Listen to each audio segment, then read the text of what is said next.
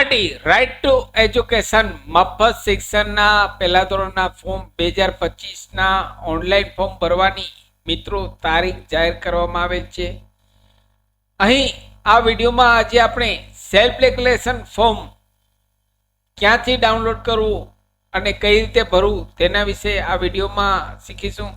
નમસ્કાર મિત્રો, શિવસાગર ગાઈડ ચેનલમાં આપ સૌનું ફરી હાર્દિક સ્વાગત કરું છું.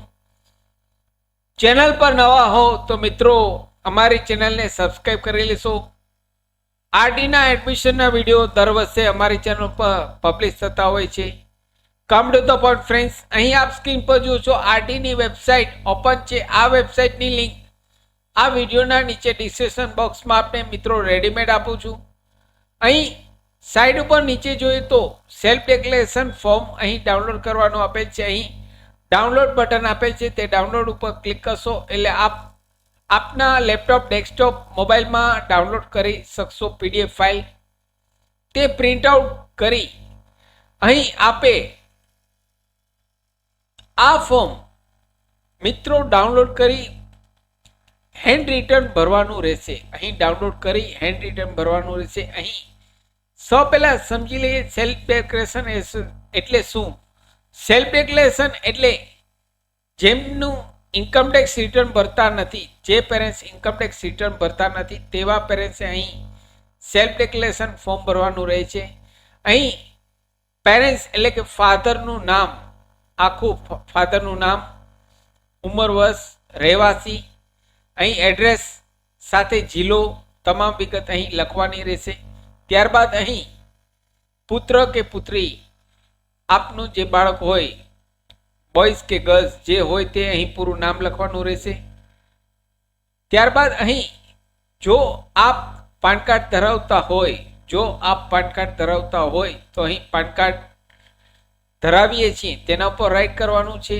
અથવા જો આપની પાસે પાન કાર્ડ છે જ નહીં તો અહીં ધરાવતા નથી તેના ઉપર ટીક કરવાનું છે. ધ્યાનથી મિત્રો સાંભળજો.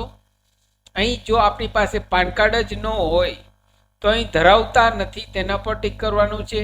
અને જો પાન કાર્ડ આપની પાસે હોય તો અહીં ધરાવીએ છીએ તેના પર ટીક કરવાનું છે. અને પાન નંબર ટાઈપ કરવાના છે, બંને પેરેન્ટ્સના, ફાધરના અને મધરના, તે અહીં લખવાના રહેશે. હેન્ડ રિટન બ્લુ બોલપેનથી આ ફોર્મ ભરવાનું રહેશે. ત્યારબાદ અહીં વાર્ષિક આવક, અહીં 2023-24ની વાર્ષિક આવકના દાખલામાં જે આવક લખેલ હોય તે આવક અહીં લખવાની છે. ત્યારબાદ પત્નીની આવક જો હોય તો અહીં પત્નીની આવક, ત્યારબાદ અન્ય સભ્યોની આવક હોય તો તે લખવાની રહેશે. ત્યારબાદ કુલ ટોટલ આવક અહીં લખવાની રહેશે.